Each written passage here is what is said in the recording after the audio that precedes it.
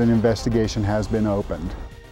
It's a mix-up that could end up costing the life of an unborn baby. Good evening, I'm Adela Rakawa. And I'm Mark Kobrick. A pharmacy in Fort Lupton gave a pregnant woman not just the wrong prescription, but perhaps the worst possible prescription. 9 News reporter Corey Rose is joining us. And Corey, this mix-up could not only cause serious health problems for the baby, but the mother as well. Right, Mark. 19-year-old Marina Silva went to the pharmacy to pick up antibiotics and instead was given a drug most often used to treat cancer, but that can also cause a pregnant woman to miscarry.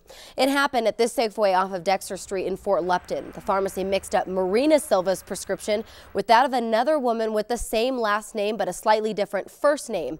Marina Silva, who is 6 weeks pregnant, was given a drug called methotrexate. She was rushed to the hospital, but it's hard to tell what will happen to her baby. That's the crux of the whole thing here. It's a very dangerous drug for a woman who's pregnant, especially if she's in the 6 to 8 week range, because that's when it's most effective. What methotrexate does is it stops cell division. And so the first trimester of the babies, that's all the baby's doing is dividing cells and growing. And in this case, it stops that from happening and the baby could be aborted. Sometimes it doesn't happen. We have to give a second dose. So she might not abort the baby, but then there's also some issues with birth defects. So how often does this happen? The Colorado Board of Pharmacy says they only see about a half a dozen of these cases a year, and the board is now investigating that pharmacy.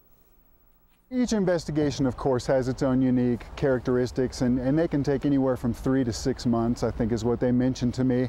And what can happen at this point is, of course, if there are no findings, they would dismiss the case. If there is any scent of criminal wrongdoing, we would refer that over to the Attorney General's office. And, of course, the pharmacy can have its license revoked by the board. Safeway released this statement. We have policies and procedures that were not followed. We are very concerned about how this happened, and we are conducting a full and complete investigation. Safeway has also offered to pay any medical expenses Marina may have. Now, I just talked to Marina's mom. She said Marina is taking everything day by day and that it's always in the back of her mind. She says the hardest thing for Marina is not knowing whether the baby will be okay. Mark. Well, you can just imagine. Corey Rose, thank you very much. This story has generated a lot of feedback online. If you'd like to join the discussion, we have one running on our sister website, momslikeme.com.